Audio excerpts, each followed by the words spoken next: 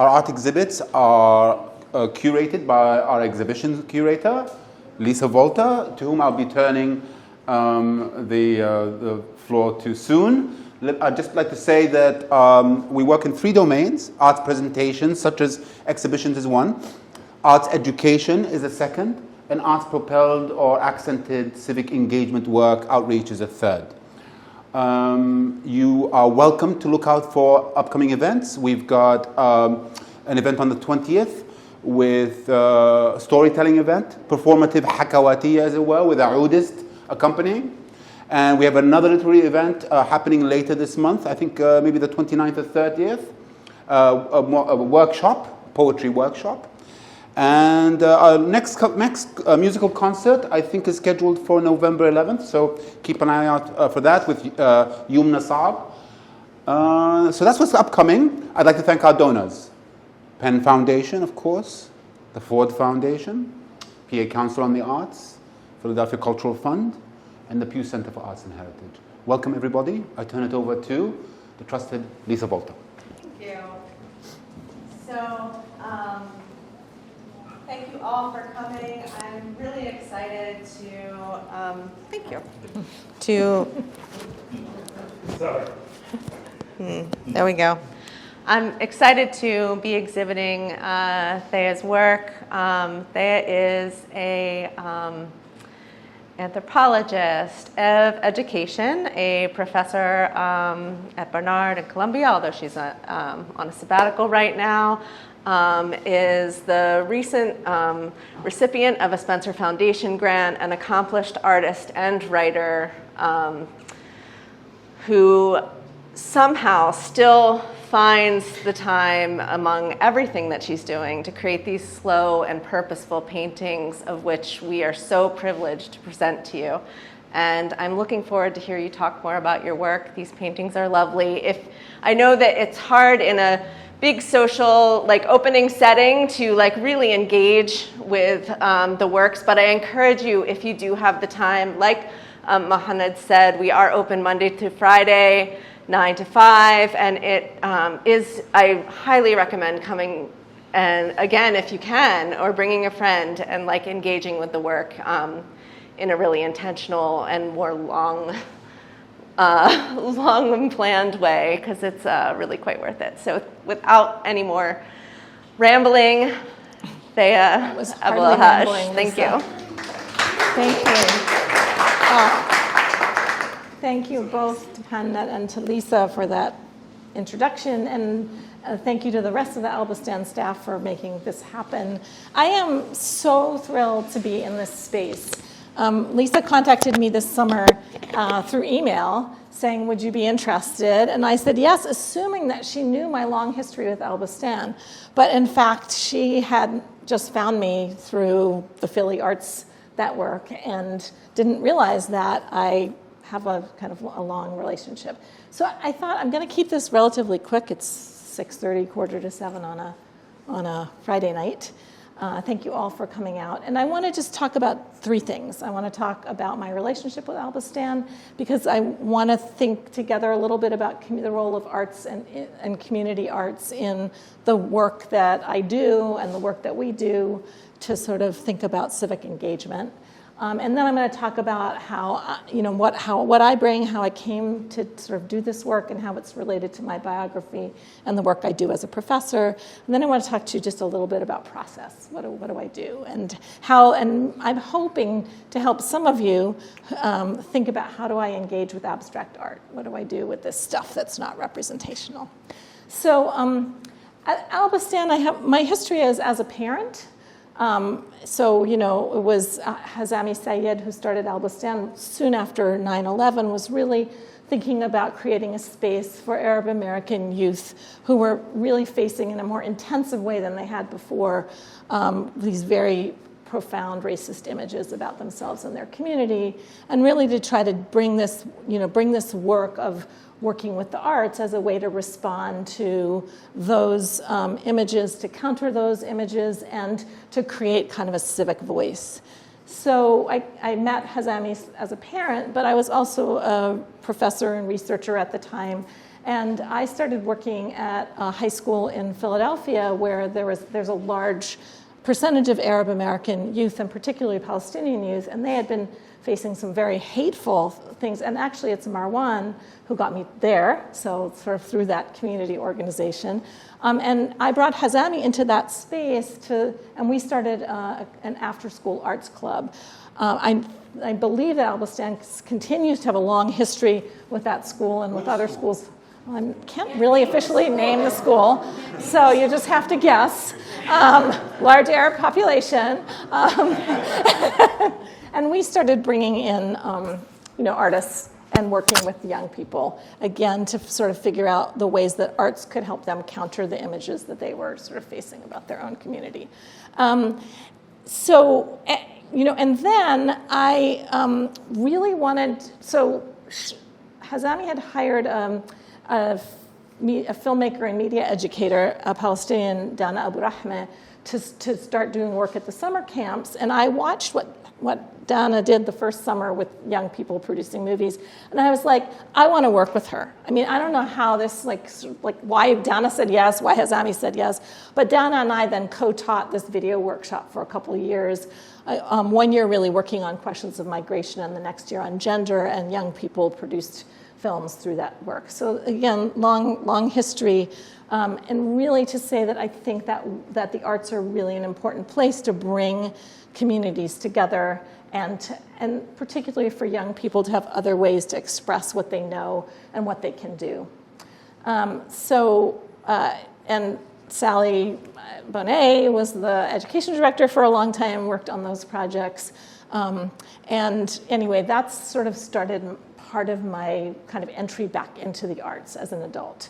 I also, Ellen Skilton and I worked with the Philadelphia Museum of Art, had a 2-year process with this Dutch artist, Jeanne van Heeswijk, looking at resilience as a quality of community, and working across the city with community organizations to produce public art around these things. And Ellen and I were working on the sanctuary, what was it, an atmosphere? Sanctuary atmosphere.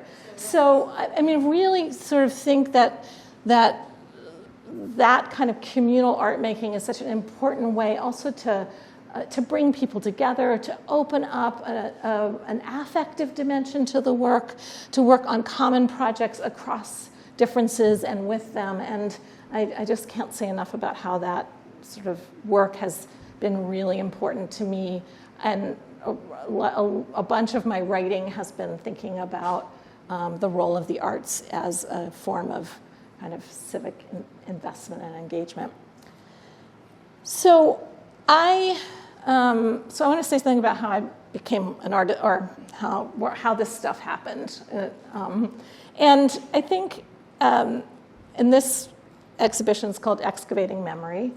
And for me, I bring my biography into this work, and I also bring so my biography informs my academic work, and it informs my artwork. So I'm a Palestinian-American, but my dad was Palestinian. My mother was an American, and I grew up in the Middle East. I grew up in Iran and Lebanon, with returning to Palestine very frequently. My grandfather and grandmother never left Jerusalem, so we're a Jerusalem family, and we would go back and forth. And I would say, and then I came to the States to go to college, and I sort of have barely ever left since. I mean, I travel, but I haven't lived outside of the country except for a year since I came to go to college. So a lot of the things that I sort of think shaped me and actually shaped the academic work I do and the artwork is about this sort of play between displacement and exile and groundedness. So in many ways, like Jerusalem was a real solid return place often, although now there's no one left there for the consequences of, the politics and the ways that the Israelis have really forced Palestinians out of Jerusalem in particular. You can see through this that I'm, with this thinking about memory, like I can't go back to Iran, which is where I actually spent most of my childhood. And so there's a way in which Iran is very much a present and embodied place, but it's also a place I I can't quite remember all of it, right? It's this very sort of interesting dislocation. Palestine, I really think now for me is a site of exile. There's no one to go there for. So I'm playing with those things. And also, I've now, unusually so, lived for a very long time in one place, in Philadelphia. And I spend a lot of time in Vermont. So I also have this other part, which is sort of like a grounded sense of, I have this grounded and ungrounded sense of home. Home is in a lot of places. And I think that's very much part of the work I've been interested in working with young people, and really understanding how movement across borders shapes who we are, what we know, what we understand, what we believe about the world in a very deep way. That is both. It is not always cognitively available, right? It's often a sense of feeling, which I think is where the artwork comes in. So I'm going to say some things about that in a minute, but one more thing on this kind of like issues I'm interested in. I mean, I work on issues of justice, work on particularly issues of racial justice, and justice for Palestine, and really think a lot about the ways that hidden stories are hidden, and the need to excavate what's truthfully there, what's beneath the surface stories. And I think, again, all of that comes out in my work, but also in this work. So when Lisa asked me to give a talk, I initially said, absolutely not, because I paint to get away from words. And I spent a lot of my living, breathing day writing and thinking and talking and being a professor and doing all those things that are blah, blah, blah, blah. I don't really yak at people much. This is longer than in any class to date. But as a kid, I did abstract drawings all the time. And I think if anybody had been paying attention to that, that was something, I don't know what would have happened. But I remember I spent hours and hours and hours just creating these abstract paintings. And I did artwork through high school, but not much after high school for a long time.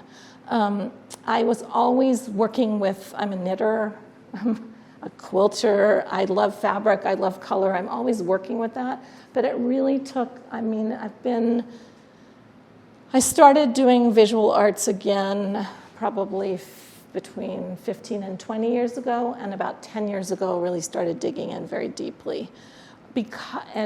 Deeply as a space. Initially, I thought of, in some ways initially it was because it's a space where what meditation doesn't do for me, just being in color does. It's a place where I can be without words. It can be very immediate. And so that sort of is where that journey started. And then I've just been doing more and more of it over time. And actually finally decided it was a very private practice for a long time. And then I came to a point where I was like, so visual art is a communicative method. And if I don't show it to people, I'm not communicating. So that's sort of I came out of the closet as an artist at some point. And again, I hesitate to say too much in words, but I think over time I've really come to understand the ways that the work I'm doing is very much about these. I'm very drawn to kind of old buildings that are falling down, to the sort of traces of humans on the earth that, again, comes from the places I grew up, where the traces of human history are so long, right? And in a way that is not true as much in the U.S. And those, there's sometimes where I think, why do I keep ending up with these, they're not geometric, but these kind of buildings, right? These spaces that are, and I have come to understand that really comes from, sort of where I come from. And also, I'm really interested, I get very interested in edges and borders and spaces that you can go into and spaces that you can't. And the sort of tension or ambiguity between sharp lines and more flexible, ambiguous lines. And I think that has a lot to do with sort of what we learn, what it means to live in these border spaces. And that borders are really important places that can push you out, keep you in, be passable or not passable. So I think all of that is kind of coming up at an affective level, not the same, but related to the intellectual pursuits I had. And I worked very closely with an art mentor for a long time, Marianne Mitchell, and Marianne would say to me, "What are you trying to do? Like, what's the story here?" And I'd be like, "I don't want to tell a story. The whole point is I don't want to tell a story." But I think sort of so I'm not telling a story, except I think that those are kind of key themes in the work. Ellen is a poet, and Ellen and I have a practice on Fridays of painting and poeting together. And today, while I was sort of thinking more about what I was going to say, she read me some things that a poet had written about, in poetry, not letting the subject doesn't overpower the words.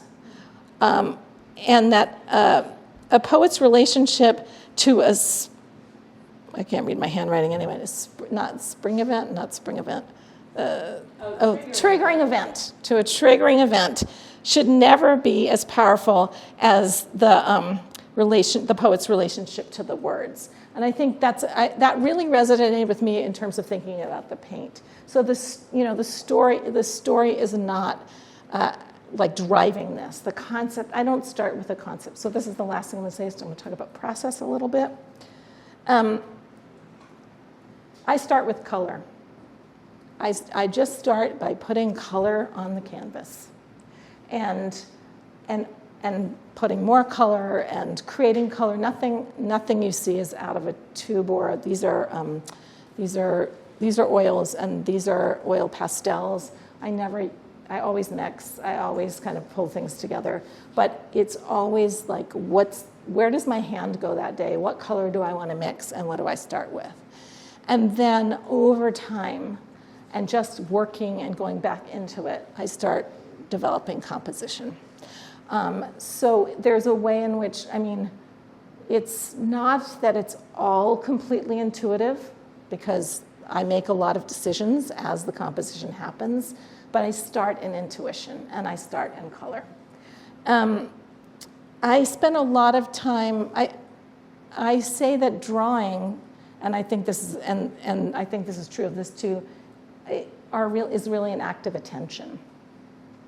And so again, I don't walk in the world and say, oh, I'm going to draw that, oh, I'm going to draw that.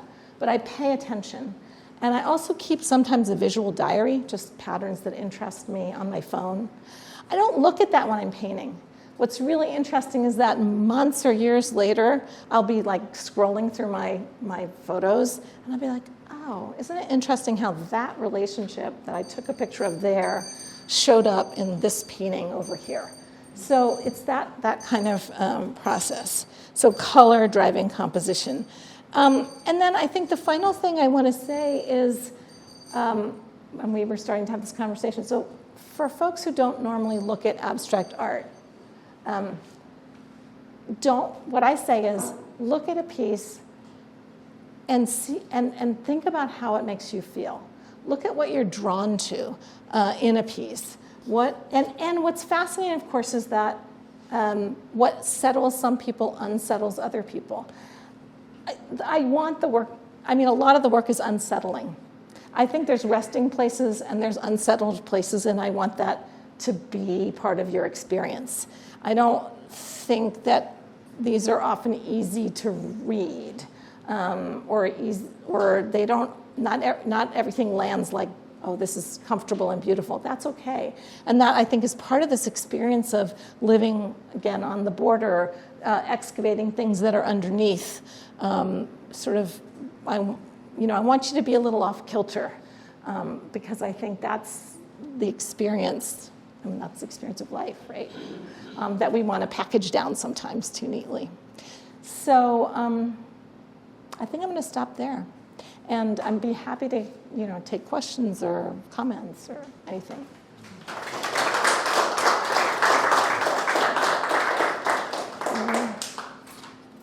And we don't have to have comment and question time. How long do these works span? How many years? So this body of work is probably about 2 to 3 years. Some of this I started, yeah, that's the oldest one, so pandemic to now, yeah. It's also true that things take a long time. Like that one, I didn't finish until, I don't know what I said, I can't remember what it is. But that one started like years ago, and then it sat in a corner. And that's the other thing that I think sometimes happens. Things just sit. And then I'm like, oh, I could make that move. I can make that, like it can take a while. Some stuff comes out. I had a piece I did this summer that's not in this show because it's not dry, but it came out in 5 days. That's very unusual for the paintings. They often take 6 months, more, less, something like that. Yeah. I love how your process is so iterative. You can look at a piece that she's working on and come back a week later and it's a complete reimagination of what she's aiming for. It's really quite stunning how she operates. Thanks. Yeah. You have to be willing to wreck things. Right? I mean, I think one of the real dangers is I think some pieces just come out. They're just there. The composition's there, the colors are there, they're there. But a lot of them, I think you can get really caught up in this one little thing that you think is really beautiful, but that's exactly what has to go sometimes to make the whole thing come together. And so Thea, I know you did painting to get away from writing. But and talking. So much of what you were saying, and I learned a lot of my writing from watching you write. So much of what you were saying about painting resonated with writing. So what would you say is the overlap of the Venn diagram between what you do when you're writing and what you do when you're saying you have to let go as the heart of you're a writer and you're a painter. So what would you say are some of the places that your two major talents overlap?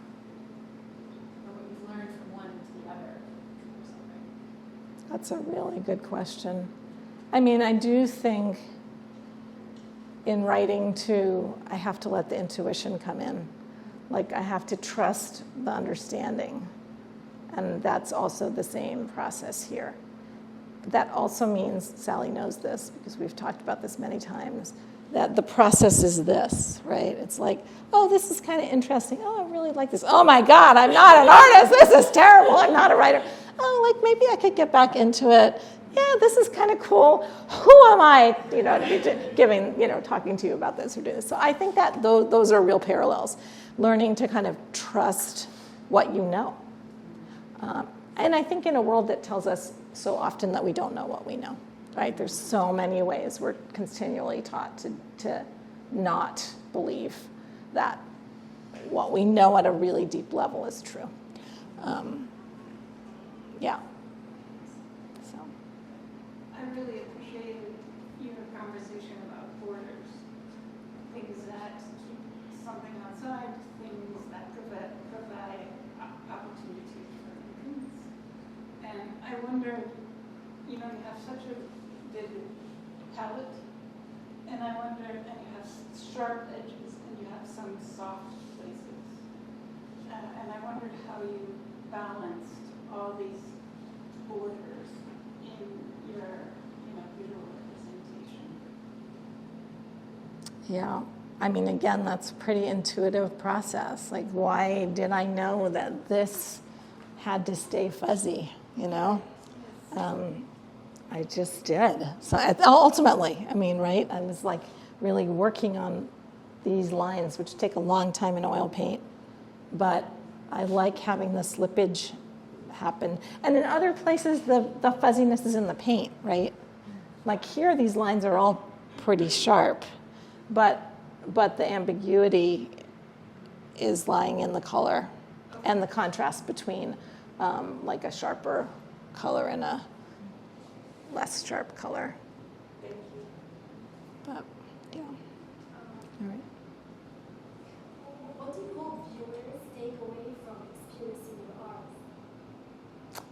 I hope you take away both sort of a sense of glory and color, but also maybe a little unsettledness, right? Maybe a little, and also maybe some mystery. Like you might want to go into Marco, who had to leave before, said he wanted to go into these spaces. I really want you to feel like I'd like to know what's behind that dark space that you're going into and wonder about it. So, yeah.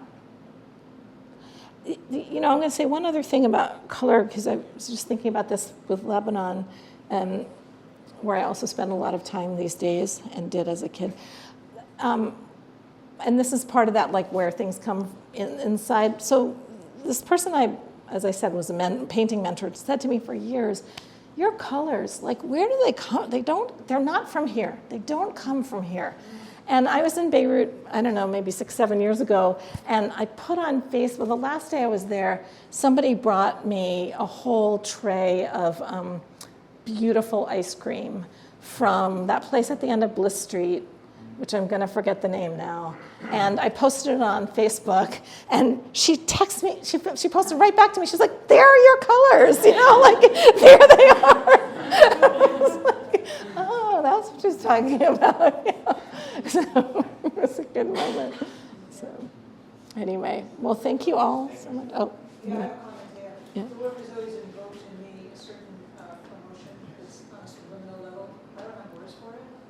And the person who talked about writing before, it's as if you were reading words, and so you went with the author in that emotionless way of journey. I don't have words for this, but what your work does for me is really moving. I don't know why or what, but it is moving. So, you know, you talk about this piece over here, and something about other times, the aspect of humanity that is in your art, and I can relate to that. No words. This is like the taking of humanity out. thank you. That's very beautiful. That's the best thing anyone could say to me about this work. So, you know, really appreciate that. Thanks so much. All right. Well, there's food and yeah. Thanks for coming.